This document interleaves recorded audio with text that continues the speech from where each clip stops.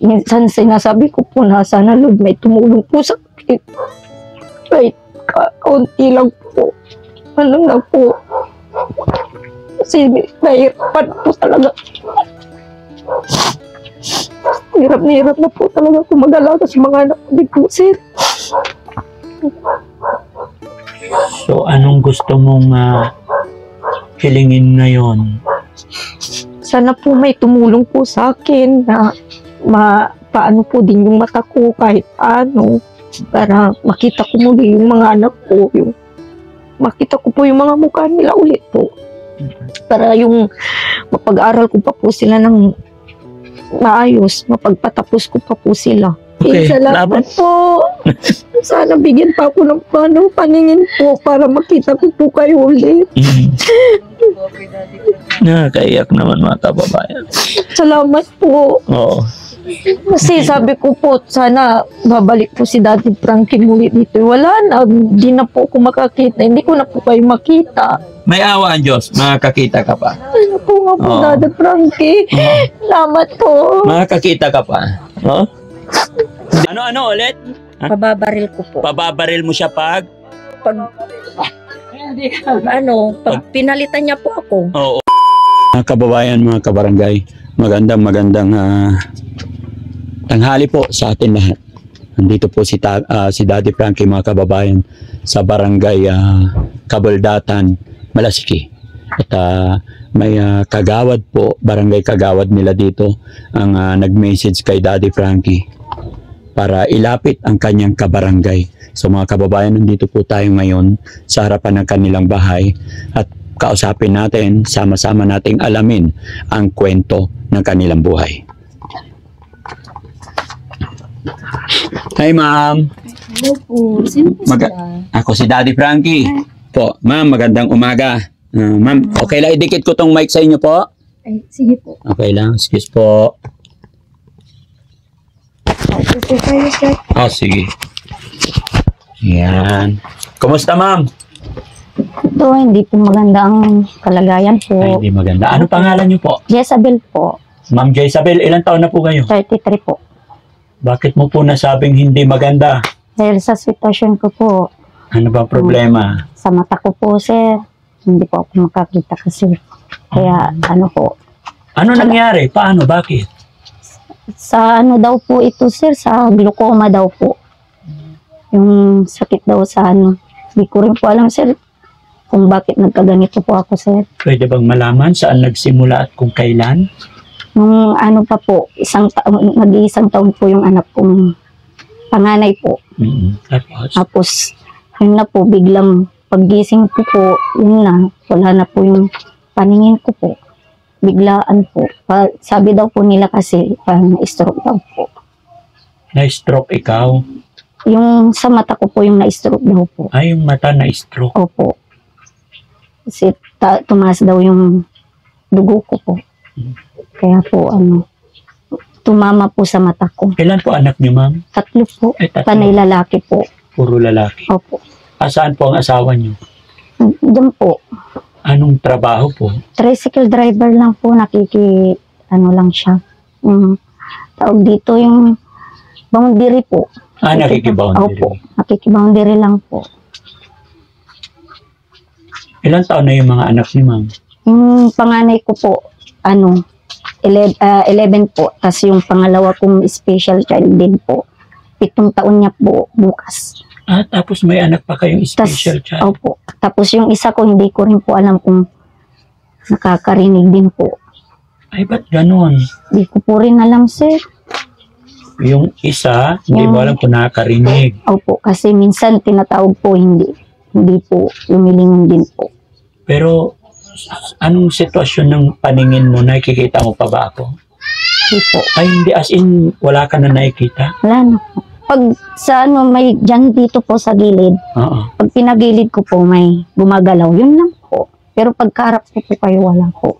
Parang puti na lang kayo, tapos sa gilid nyo, itim po. Yan po. Ganun lang. Opo. Napa-check up nyo na ba sa doktor yan? Opo. Anong sabi ng doktor? Ano po, glaucoma daw po. Na nagtatalo daw po yung puti at saka pula po daw. Kaya nawala na daw yung paningin ko. Pero anong payo ng doktor sa inyo para may pag-asa pa ba o paano dapat gawin? Ituloy ko lang daw po yung gamot. Baka sakali lang daw po na bumalik. Kahit konti-konti lang daw po yung paningin ko po. So anong ginawa nyo na binigyan kayo ng reseta? Meron po, yun lang, pag pumapasada yung asawa ko, hindi po siya maka-alis-alis din kasi yung 3 anak ko, walang magluluto, ganun. Wala pong Minsan hindi ko na pinapapasok yung anak ko kasi pinagluluto ko na lang po pag pinapasada ko na yung asawa ko. Pag namasada asawa mo yung anak mo na lang.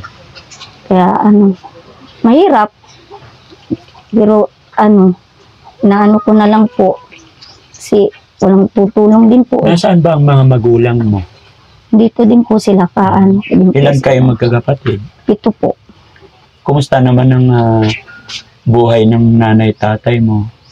Hindi rin po sila, sir, yung pensyon lang din yung tatay ko lang, kulang din po. Kaya si tatay nasa Maynila, kahit matanda na, kumakayod pa rin, pumapasada rin po. Si nanay, dito lang din po, minsan, yung nag-ano ng munggo, iiwan niya kami dito, wala kaming kasama. Dito lang po kami sa loob. Kaya mahirap. Mahirap po talagang may, may special. 3 anak mo, kailan nagsimula yung sakit mo na yun, yung hindi mo sila nakita? Yung isa palang anak? Ay, yung isa ko pong anak, na medyo may kunti, yung parang may kunti pa po na paningin ko po. Pang-ilan mong anak yun? Pangal-ay una ko pa lang po. Sa una mong anak, Opo. pagkapanganak mo ng una, sa panganay, doon nagsimula yung unti-unti ka na hindi nakakita. Opo. So, ibig sabihin, yung pangalawa at saka pangatlo, hindi mo na nakikita yung tsura ng mga bata. Nakita ko pa po sila, sir. Yung ito na pong pangatlo, hindi mo na hindi ko na po nakita po. Kaya nahihirapan na po akong kaya minsan, si nanay, sabi ko, wag muna kayong umalis. Walang magluto. Mahirap. Gaano kahirap? Minsan, hindi ko na po, hindi ko na po parang hindi ko na po matiis din po. Kaya sabi ko din po na nahirapan na talaga po ako. Kasi syempre, sa 3 anak ko, may special pa po. Kaya, nahihirapan talaga po ako. Kaya yung asawa ko, minsan sabi ko, wag ka muna pumasada. Kahit may kami dyan. Pagkain na pang umaga, yun lang, hanggang tanghali na lang po namin. Ganun. Wala ka, minsan din sa isang araw, 1 beses lang po. Ganun po. 1 beses lang kayo kakain? Opo, kasi yung asawa ko, hindi ko na po pinapapasada minsan. Kasi walang mag-alaga sa mga anak ko. Kasi magluluto po. Kaya, minsan sinasabi ko po na sana Lord may tumulong po sa akin. Kahit kaunti lang po. Na po. Kasi nahirapan po talaga. Hirap na po talaga kung mag-alaga sa mga anak ko din po, sir. So, anong gusto mong hilingin ngayon? Sana po may tumulong po sa akin na paano po din yung mata ko kahit paano para makita ko muli yung mga anak ko, makita ko po yung mga mukha nila ulit po. Para yung mapag-aral ko pa po sila ng maayos, mapagpatapos ko pa po sila. Ano bang nararamdaman mo sa anak mo? Bakit mo nasabing PWD? Ano bang... Pina-check up din po namin yan, sir. Anong sakit ng bata? Autism na din po. Autism. Opo, autism din po. Kaya, sabi ko, pag yung ganito na yung mata ko, sabi ko, sana tulungan tayo ng Panginoon na kung saan ka pumunta. Kasi kung saan kasi pumupunta, sir. Kaya, minsan, di na ako dito, sir, nakakatulong na maayos na. Siyempre, nasa kalsada, di ko alam kung anong kapalaran niya dyan sa kalsada. Minsan kasi, sir, nabunggo na po siya kasi, sir. Tapos na kuryente. Kaya, Hindi ko na po alam gagawin ko rin, sir.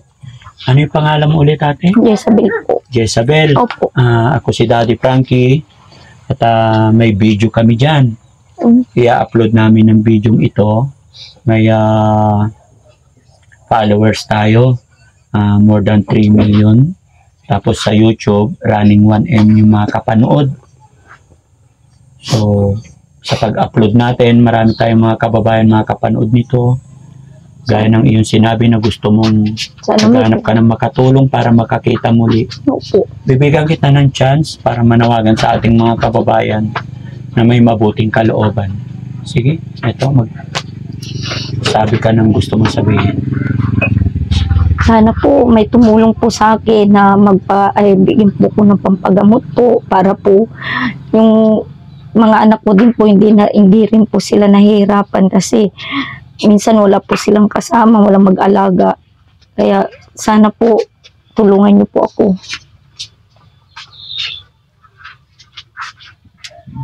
Ang asawa ni ate nasaan? Pwede makausap din. Ang umaga po.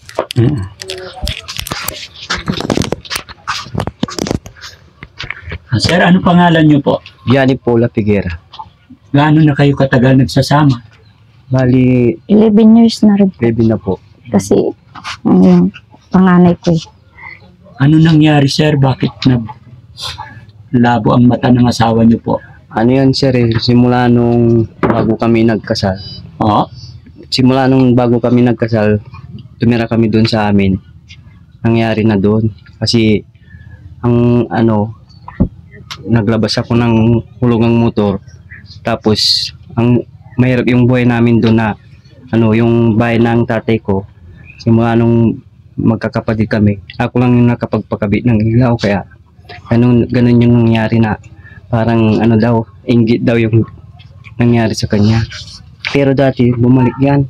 Ngayon na naman, nung bunso ko, biglang nawalan yung paningin. Biglang lumabo na naman.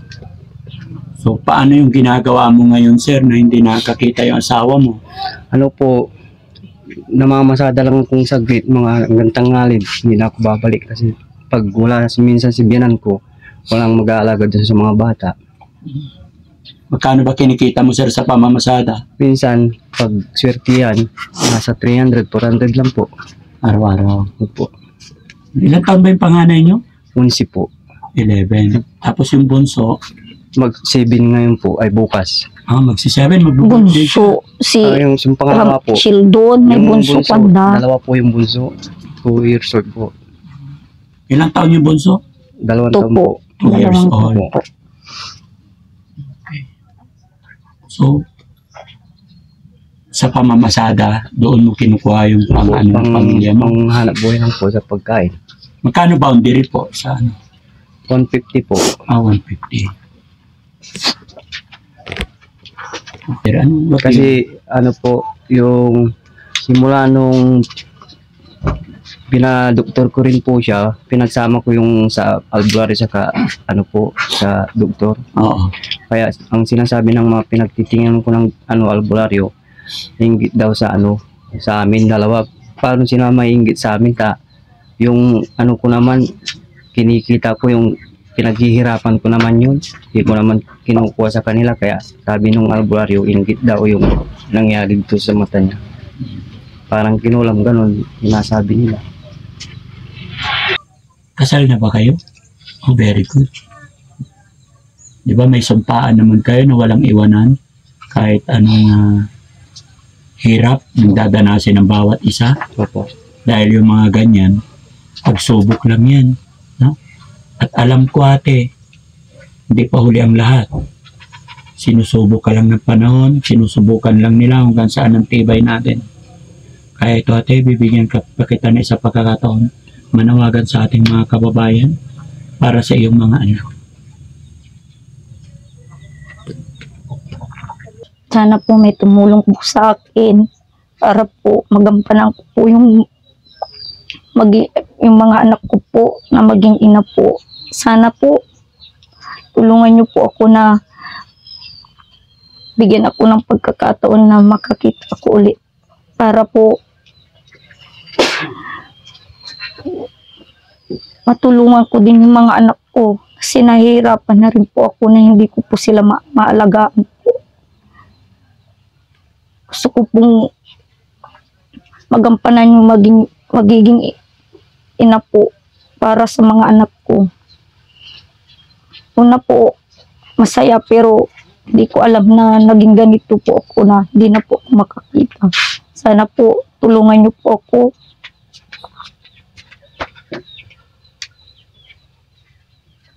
Okay.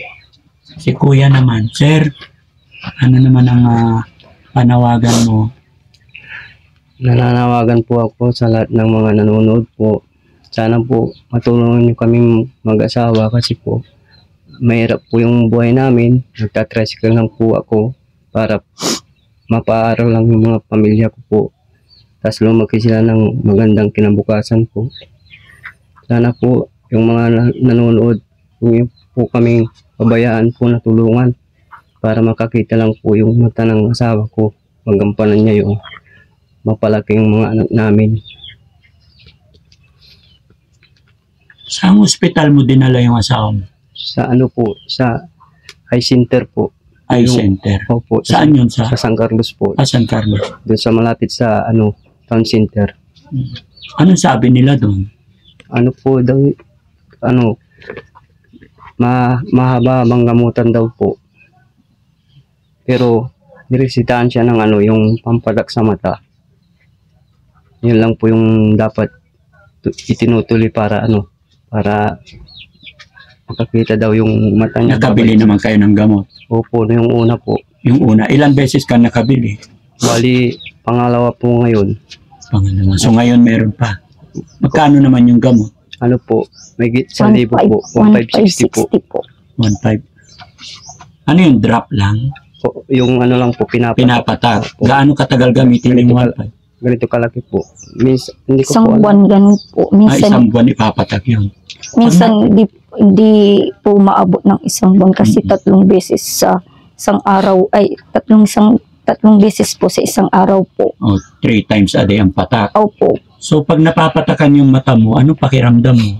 Ano po siya yung parang may ano yung umaano po na puti tapos minsan ano pag may dumaan na tao ano na siya yung parang anino ganun po pero pag di po ako parang pag wala pong ano kita yung asawa ko wala rin po hindi po Pag hindi kami napatakan, talagang wala. dumidilim na. Opo. Pero pag may patak, tuloy-tuloy, ibig sabihin may improvement. Opo. Umaano po siya. Pero hindi naman sinabi ng doktor na operahan pa. Di daw po pwede. Ang glaucoma daw po, hindi na daw po pwedeng So operahan. patak lang talaga. Patak lang daw po. Hanggat hindi po bumabalik, kailangan continue po yun. So, kuya, yung 1,500 ang presyo nun? 1,560 po. 1,560. Naintindihan ko naman yung buhay na mamasada. Alam ko mahirap ang buhay. Pero tanong ko lang, yung 1,500 na gamot, ay halos 1 month yun. Hindi mo kayang i-provide yun. Ano po, minsan nga po, pag swerte lang yung pasada, yun na pag-iipunan. Hindi naman ano biglaan na basta-basta bibili pag naubusan kung ano kulang yung kita. Ganun. Oh, pero syempre, halimbawa, meron kang isa ngayon. Araw-araw ka mamamasada. Magtatabi ka ng para sa gamot ng asawa mo. Opo. Hindi ka nakakapag-ipon. Ano po sir, yung may mga ano rin kami sa bayadan ng ano sa mga Bigas, ganun po. bigas Bigas. sa mga budget ng ano sa mga bata kasi yung bunso Papagatas ko pa po po, kami. hindi pa yung bunso. Sige. Ayan, ate. Gaya na aking sinabi kanina, pagsubok lang yan. Huwag kang mawawalan ng pag-asa, ano? Opo. At naway pag-pray natin na sana, no? Malagpasan ninyo at makayanan ninyo. At huwag kang mag-alala, hindi ibibigay ni God ang mga bagay na ito kung hindi nyo kaya. Kaya po. As long as nandyan ang mga anak mo, nandyan ang asawa mo, nandyan ang family mo, na nakasupport sa'yo. No? Tawag lang kayo kay God parati. So meron akong kaunting tulong ibibigay sa inyo. At sana makatulong to. Natin yung kamay mo. Ayan. Pagpasensya mo na. Sana makabili kayo ng gamot mo. At sana makabalik kami dito. No? Sana nga po. 1, 2, 3, 4, 5,000 natin. Maraming salamat po. Daddy Frankie, unang-una po sa Panginoon po. Kasi pinapunta po kayo dito para tulong. Kasi gabi-gabi po, talagang humingi po ako ng tulong kay Panginoon na sana po may pumunta dito na tumulong po sa Panginoon. Ang gusto ko lang po kasi may tuloy lang po yung gamot po. Kasi nahihirapan na po talaga yung mga anak ko. Hindi ko na po talaga sila kayang alagaan.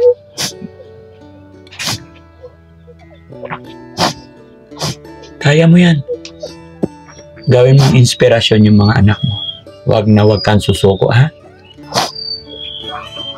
Laban lang. Huwag kang mawawalan ng pag-asa, ha? Lagi kayong mag-usap mag-asawa. Lagi kayong tatawag kay God. Hindi tayo pababayaan ni God. Okay? At pag-pray natin, sana makabalik ang Team Daddy Frankie dito.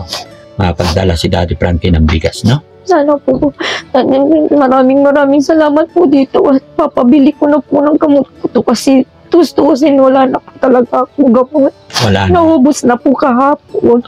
Okay, very good. So, Kaya po, salamat kay God kasi pinakinggan niya yung hiling ko kagabi. Opo. Okay. So, ngayon din mismo, sir, bili ka ng gamot ng asawa mo, ha? So, ayan mga kababayan, pagbalik ko magdadala akong bigas. Mga kababayan, mga kabarangay, ha? Bago kami makarating sa bahay na ito, sa pamilyang ito, may mga nadaanan na kami kaya naubos na yung bigas na aming pinapamigay. Pero may awa ang Diyos, makabalik pa si Daddy Frankie dito para mas makatulong pa kay ate sa kanilang pamilya. Lalong-lalo na maliliit pa yung anak at may anak din silang PWD. So mga kababayan, mga kabarangay, isa ka man po napanood ng video ito at isa ka sa naantig mga kwento ng buhay ni ate para mas makatulong pa tayo. Maglalambing si Daddy Frankie. I-share lang po natin ang video ito para sa ganoon ay mas makatulong pa tayo sa ating mga kababayan. Okay po ate, thank you so much. Kami po magpapaalam muna sandali. Hindi pong payakap natin pang kasi nung meron pa po akong kunting nakita po yung may tinulungan po kayong lulo niya dyan. Oo. Ako po yung dumaan doon na may dalang bata po. Yung sabi niyo, hello, sabi niyo po. Oo. Ako po yun. Nakita mo pa ako noon. Ngayon, di mo na ako nakikita. Hindi na po. Di ko na makita yung kagwapuan niyo. Sayang. Sige, Kaya po binigyan kayo ni Panginoon sa amin natin. Okay. Salamat po. Sana bigyan pa ako ng paningin po para makita ko po kayo ulit. Nakakaiyak naman mga kababayan. Salamat po. Oo. Kasi sabi ko po, sana babalik po si Daddy Frankie muli dito. Wala na, di na po ako makakita. Hindi ko na po kayo makita. May awa ang Diyos, makakita ka pa. Ano po nga po, Oo. Daddy Frankie. Salamat po. Makakita ka pa. No? Hindi ka pababayaan ni God. Mag-pray lang tayo, no? Okay. Salamat po. Walang ano man. Sana lagi po kayong bigyan ng blessing pa. Para makatulong pa po kayo sa iba pa. Bayan, pati ako naiyak.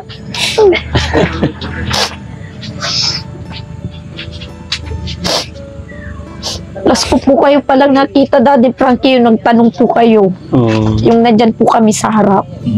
Yun na po. Basta mag-pray lang tayo. No?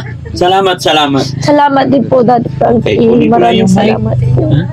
Thank you so much. Sa inyo pong lahat, maraming salamat. Kahit di ko po kayo nakita, gwapo pa kayo.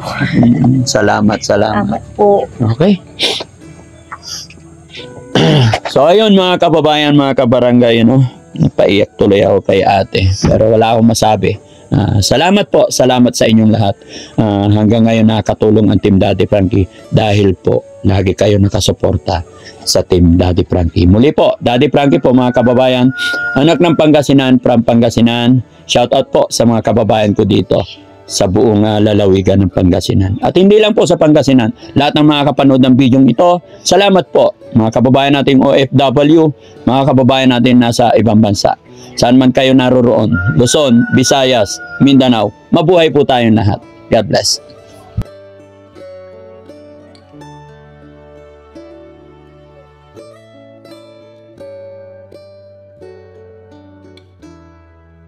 Ano ulit? Pababaril ko po. Pababaril mo siya pag? Pag pinalitan niya po ako. Oo. Wala na siya makakahanap na ganito sa akin. Oo, ganda ni ate. Huwag mong pababayaan. Wala, ano lang yan, yung laging napapanaginipan niya ng may babae po ako. Kaya po, Samantalang sana makakita na po ako sa Kaya yan. Kaya pa yan. Huwag ka mawawala ng pag-asa. Magtiwala ka lang kay God, no? Ayan. Pabili mo ng gamot yan agad, ha? Papabili ko na po talaga. Tatlo po para padagdagan ko na lang po sa kanya. Sige. Salamat po, Dad. Ha, bro? Pangako mo, huwag mong pababaya asawa mo, ha? Magtatampo ako sa'yo pag pinabayaan mo yung asawa mo. Thank you po. Thank you po. Sir, ay Oy. Sige po. Salamat. Pawili na namin. Sa sakini.